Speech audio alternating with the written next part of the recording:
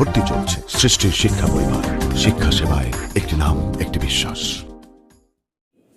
সুপ্রিয় শিক্ষার্থীরা, আশা রাখি তোমরা সবাই ভালো আছো, সুস্থ আছো এবং আমাদের অনলাইন ক্লাস, ভিডিও ক্লাসগুলো, লাইভ ক্লাসগুলো সবাই দেখতেছো। যাই হোক, সৃষ্টি একাডেমিক স্কুলের অনলাইন ক্লাসে তোমাদেরকে স্বাগতম জানিয়ে শুরু করছি। আমার আজকের ক্লাস, আমার পরিচয় দেওয়ার কিছুই নাই, অবশ্যই আমার পরিচয় তোমরা সবাই জানো। যাই হোক, দেখো আজকে আমি তোমাদের পদার্থবিজ্ঞান বইয়ের নবম দশম শ্রেণীর পদার্থবিজ্ঞান থেকে আলোচনা করব। তো আমি তোমাদের লাইভ ক্লাসে চতুর্থ অধ্যায় সম্পর্কে আলোচনা করেছিলাম। এখন এই চতুর্থ অধ্যায় থেকে আজকে আমি প্রথম সৃজনশীল নিয়ে আলোচনা করব। তো আজকে আমি একটা সৃজনশীল নিয়ে আলোচনা করতে যাচ্ছি। তো তোমরা সবাই সৃজনশীলটা এখানে দেখতেছো যে এইখানে কি বলা আছে, কি বলা হচ্ছে এবং চিত্রের মাধ্যমে একটা ব্যাখ্যা দেওয়া হয়েছে। তো এখানে দেখা যাচ্ছে যে কি, প্রথমত আমি যদি চিত্রের দিকে লক্ষ্য করি তো এখানে দেখতে পাচ্ছি যে একটা বস্তু, সেই বস্তুটা কোথায় আছে, ভূপৃষ্ঠ থেকে কিছু উচ্চতায় আছে এবং সেটাকে আমি এ বিন্দু দিয়ে রিপ্রেজেন্ট করেছি। এখন এই যে এ বিন্দুতে বস্তুটা আছে, ভূমি থেকে কত মিটার উচ্চতা এখানে দেখা যাচ্ছে। তারপর আমি বলে দিচ্ছি যে টোটাল 60 মিটার উচ্চতা আছে, ভূমি থেকে 60 মিটার উচ্চতায় বস্তুটা অবস্থান করতেছে এবং বস্তুটার ভরও দেওয়া আছে। সেই বস্তুটার ভর কত, 5 কেজি দেওয়া আছে। তো আরো কয়েকটা পয়েন্ট ডিনোট করা আছে এখানে। এ সর্বোচ্চ উচ্চতা, বি ভূপৃষ্ঠ আর বস্তুর সর্বোচ্চ উচ্চতার মাঝামাঝি একটা পজিশন, আর সি হলো বস্তুটা ভূপৃষ্ঠে, মানে বস্তুটা বলতে ভূপৃষ্ঠে এসে বস্তুটা যখন পৌঁছাবে সেটা হচ্ছে বিন্দু ভূপৃষ্ঠ। এখন বলা হচ্ছে বস্তুটিকে এ অবস্থান থেকে মুক্তভাবে ছেড়ে দেওয়া হচ্ছে। তো আমি, এটাই ছিল আমার উদ্দীপক। এখন এখানে উদ্দীপকের আলোকে প্রথমত দেখো ক খ কোশ্চেন দুইটা তোমরা সবাই জানো যে এই ধরনের কোশ্চেনের আনসার। যেমন কতে বলা হয়েছে কি, বিভব শক্তি কাকে বলে। যে বিভব শক্তি কাকে বলে, আমি যখন ক্লাস নিয়েছিলাম তখন বলছিলাম যে বস্তুর অবস্থান পরিবর্তন করলে, এখন বস্তুর অবস্থান পরিবর্তন করার ফলে তার ভিতরে একটা শক্তি নিহত হয়, নিহিত থাকে। নিহত হয় না, এটা নিহিত থাকে, মানে কি এর ভিতরে অবস্থান করে। আর নিহত অন্য জিনিস, মারা যাওয়া। তো দেখো এই যে বস্তুটা, এটা ভূপৃষ্ঠ থেকে একটা উচ্চতায় আছে। এখন এই বস্তুটাকে ছেড়ে দিলে কি হবে, বস্তুটা তোমার অভিকর্ষ ধরুন নিচে পড়তে থাকবে। এখন এই যে কেন নিচে পড়তেছে, কারণ এখান থেকে অবস্থান পরিবর্তন করার ফলে এর ভিতরে মানে তোমার শক্তি ক্ষয় হয়েছে, সেই শক্তিটা এই বস্তুর ভিতরে চলে গেছে। এর ফলে বস্তুটা কাজ করার একটা সামর্থ্য অর্জন করতেছে। তো আমরা এভাবে রিপ্রেজেন্ট করতে পারি, যে সংজ্ঞাটা এভাবে বলতে পারি যে কোনো বস্তুকে স্বাভাবিক অবস্থা বা অবস্থান থেকে পরিবর্তন করে অন্য কোনো অবস্থা বা অবস্থানে নিয়ে আসলে বস্তুটি কাজ করার যে সামর্থ্য অর্জন করে। তার মানে অবস্থা পরিবর্তনের ফলে কাজ করার যে সামর্থ্য, আমরা এক কথায় কি বলতে পারি, অবস্থা পরিবর্তনের ফলে কাজ করার সামর্থ্যকে বিভব শক্তি বলে। কাজ করার সামর্থ্যকে বিভব শক্তি বলে। এটাই হলো আমার ক নম্বরের আনসারটা। তো দেখো এখন যেটা আসতেছে খ নম্বরে কি বলতেছে, যে বায়োমাস শক্তির বহুমুখী, কি বলা হচ্ছে, যে বায়োমাসকে শক্তির বহুমুখী উৎস হিসেবে বিবেচনা কেন করা হয়। যে বায়োমাসকে, দেখো বায়োমাস, তো প্রথমে আসে আমি বায়োমাস জিনিসটা আসলে কি, তোমরা অধ্যায়টা যদি পড়ে থাকো তো এখানে বায়োমাস সম্পর্কে কথা বলা আছে। তো সেই বায়োমাসটা আসলে কি, যে বায়োমাসে আমার কি বলা হচ্ছে। তো আমি যদি দেখি যে বায়োমাসের কথা বলতেছি এখানে, বায়োমাস, হ্যাঁ বায়োমাস বলা হয়েছে। তো বায়োমাসটা সেই সব জৈব পদার্থকে বোঝায় যে যাদেরকে তোমরা শক্তিতে রূপান্তরিত করো। বায়োমাস হলো এমন একটা জৈব পদার্থ, সেটাকে শক্তিতে রূপান্তর করি। একটা শক্তিতে আছে, সেখান থেকে অন্য শক্তিতে রূপান্তর করা হয়। এখন এই যে বায়োমাস শক্তিটার কথা বলা হচ্ছে, এই যে শক্তিটা দেখা যায় উদ্ভিদ, প্রাণী এবং প্রাণীদের ভিতরে অনেক ধরনের মানে প্রায় জীবকুল গ্রহণ করে সেটা দেখা যায় একটা শক্তিতে আছে, সেই শক্তি থেকে অন্য শক্তিতে ট্রান্সফার করে দিচ্ছে। এই জন্য বলা হচ্ছে প্রশ্নে যে বায়োমাসকে বহুমুখী শক্তির উৎস, মানে শক্তির বহুমুখী উৎস বলা হচ্ছে। একটা জায়গা থেকে ও বিভিন্ন জায়গায় চলে যাচ্ছে একটা বায়োমাস বা একটা উৎস, সেই উৎস থেকে আমরা বহুমুখীভাবে অনেকভাবে ব্যবহার করতেছি। এবং বায়োমাসের উৎস কোনগুলো সেটা তোমরা অবশ্যই জানো, এটা নিয়ে আমি কথা নাইবা বললাম। তো এখন আমি আমার প্রশ্নের গ আর ঘতে চলে আসি। তো দেখো তোমরা গতে কি বলা হয়েছে,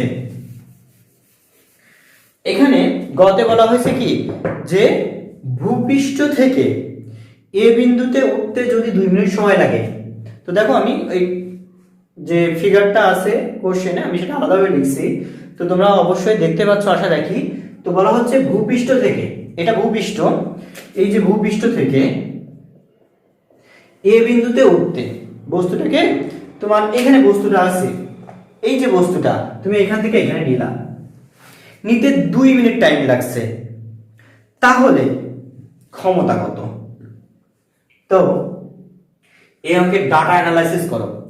আমি আগেও বলছি যে কোনো সৃজনশীলের উদ্দীপক থেকে তোমরা আগে ডাটা অ্যানালাইসিস করতে শেখো, যে এখানে আমাকে কি কি বলছে আর কি বের করতে বলা হয়েছে। তো আগেই বলি এখানে বের করতে বলা হয়েছে প্রথমত ক্ষমতা। তো দেখো এখানে যে বিষয়গুলো আছে আমাকে ক্ষমতা বের করার কথা বলা হয়েছে। তো এর আলোকে আমার এখানে দেওয়া আছে প্রথমত দেখো বলা আছে টি সমান 2 মিনিট, 2 মিনিট সময় লাগে। তো 2 গুণ 60, তো কত হলো 120 সেকেন্ড। এখন 120 সেকেন্ড সময় লাগতেছে নিয়ে যেতে। আর টোটাল উচ্চতাটা কত? h 60 metre. বস্তুর ভর দেওয়া আছে কত? m সমান 5 কেজি। আমাকে ক্ষমতা বের করতে বলছে p সমান 1। এখন বলো ক্ষমতার যে সূত্র আমি বলছিলাম, ক্ষমতার সূত্রটা কি মনে আছে তোমাদের? ক্ষমতার সূত্র কি বলছিলাম? দেখো ক্ষমতার সূত্র অবশ্যই সবার মনে আছে। তো এখন কি লিখবা? আমরা জানি,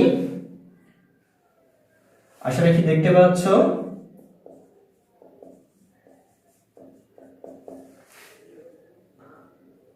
আমরা জানি P সমান mg h/t, এইটাই ছিল আমার ক্ষমতা। তো দেখো P সমান mg h/t, m দেওয়া আছে, h দেওয়া আছে, t এর মানটাও দেওয়া আছে। এখন g কত? g তো কনস্ট্যান্ট একটা মান, g সমান 9.8, g সমান কি 9.8। এখন এই সমীকরণে তুমি মান বসাও, আমি এখানে লিখি P সমান mg h/t। তো দেখো m হলো 5, g 9.8, h হলো 60 আর t হলো 120। তো টোটাল ক্যালকুলেশন করো, ক্যালকুলেশন করে দেখো এর মানটা কত আসে। তোমরা সবাই ক্যালকুলেটর নিয়ে বসে আশা রাখি মানটা বের করে ফেলছো। এর মানটা আসে তাহলে কত? 24.5 ওয়াট। 24.5 ওয়াট, কারণ ক্ষমতার একক কি বলছিলাম? ওয়াট বলছিলাম। এই জন্য আমার গ নাম্বারটা হয়ে গেল। এটা কোনটা ছিল?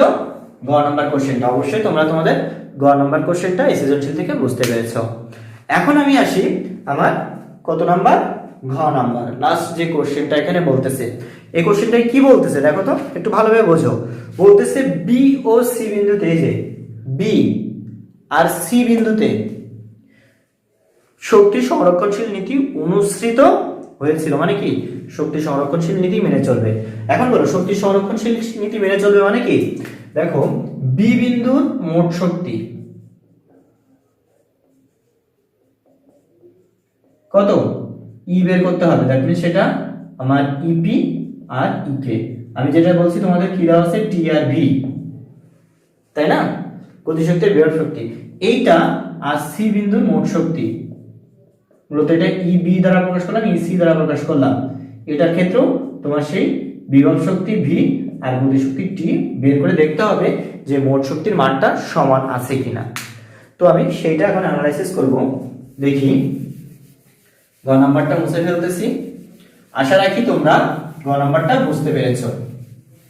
এখন দেখো আমি ঘ নাম্বার যে কোশ্চেনটার কথা বলতেছি, তো বলা হচ্ছে কি বি আর সি বিন্দুর মোট শক্তি যেন অনুসৃত হয়েছে কিনা সেটা দেখতে হবে। তো দেখো এই যে চিত্র অনুযায়ী আমি বি বিন্দুতে মোট শক্তি যখন বের করতে যাব, তো বস্তুটা বি বিন্দুতে যে পৌঁছাইছে, তো বি বিন্দুর ক্ষেত্রে যদি আমি এখানে স্পেসিক্যালি লিখি, তো দেখো বি বিন্দুর ক্ষেত্রে বিভব শক্তি সমান বিভব শক্তি, আমি তোমাদের লোকে যদি বলি ভি সমান বা ইপি সমান, ভি সমান কি এম জি এইচ। এখন এম তো জানি, জিও জানি, এইচটা কত? বিভব শক্তির ক্ষেত্রে আমি কি বলছি, বিভব শক্তি নির্ভর করে বস্তুটা ভূপৃষ্ঠ থেকে কত উচ্চতায় আছে, তাই না? যে ভূপৃষ্ঠ থেকে বস্তুটা কত উচ্চতায় আছে, তোমরা দেখতে পাচ্ছ যে ভূপৃষ্ঠ থেকে বস্তুটা কত উচ্চতায় আছে। এখন যদি দেখি যে বস্তুটা ভূপৃষ্ঠ থেকে কত উচ্চতায় আছে, তো সেটা কি দেখো এখানে বলা হয়েছে কি এ বি সমান 1/4 এসি, অর্থাৎ এ বি সমান 1/4 এসির মান কত 60, তাহলে কত হলো 15 মিটার, 4 15 60। তাহলে এখানে এ বির উচ্চতা, সরি বি পয়েন্টের উচ্চতা তখন কি দিবা 5 গুণ 9.8 গুণন উচ্চতা কত 15। এখন এটা ক্যালকুলেশন করো, এটা ক্যালকুলেশন করার ফলে আমি কি পাচ্ছি, বি বিন্দুর বিভব শক্তিটা পেয়ে যাচ্ছি। এখন দেখো গতি শক্তিটা কি হচ্ছে,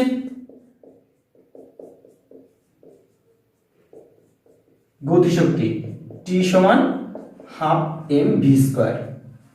এখন বি বিন্দুতে ভি এর মানটা কত, বি বিন্দুতে আমার ভি এর মানটা লাগবে। তো দেখো বি বিন্দুর ক্ষেত্রে আমার ভি কত, মানে ভিটা বের করব কিভাবে, আমি ভিটা বের করব এইভাবে যে আমি আবার ভি স্কয়ার সমান কি জানি ইউ স্কয়ার প্লাস 2gh। এখন এখানে এইচ কত, আমরা জানি কি গতিশক্তিটা কি, গতিশক্তিটা কিসের উপর নির্ভর করতেছে, যে বস্তুটা সর্বোচ্চ উচ্চতা থেকে কতটুকু নিচে নেমে এসেছে।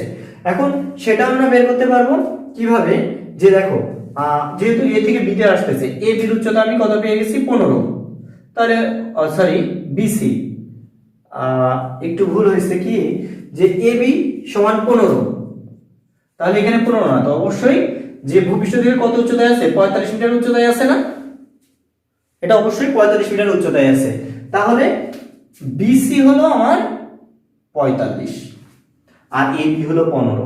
এখন এখানে এবি মান বসাও, আদিবেগ এখানে বস্তুটা স্থির ছিল, এ বিন্দুতে বস্তুটা স্থির ছিল, এজন্য আদিবেগ 0 প্লাস 2 গুণ 9.8 গুণন 15। এখন এই যে মানটা এখান থেকে আসবে, এই মানটা তোমরা এখানে বসায় দাও, দ্যাট মিন্স হাফ গুণ এম এর মান 5 গুণ ভি স্কয়ারের যে মানটা পেয়েছো এই মানটা বসাও এখানে, বসায়ে বি বিন্দুর মোট শক্তি ই সমান ভি যোগ টি। এখন ভি এর একটা মান পাবা এখানে আর টি এর একটা মান পাবা, এই দুইটা মান যোগ করে বসায় দিব এখানে। তো বসায় দিলে আমি সিম্পল একটা মান ধরে নিলাম যে এখানে এই মানটা আসছে যে 19,600 ধরে নিলাম। এখন সি বিন্দুর ক্ষেত্রে আসি, যে সি বিন্দুর মোট শক্তিটা কত, এটা তো গেল বি বিন্দুর জন্য। আমি যদি সি বিন্দুটা দেখি এই সাইডে করি, তো দেখো সি বিন্দুর ক্ষেত্রে, সি বিন্দুর ক্ষেত্রে এখন দেখো সি বিন্দুর ক্ষেত্রে কি হচ্ছে, বিভব শক্তি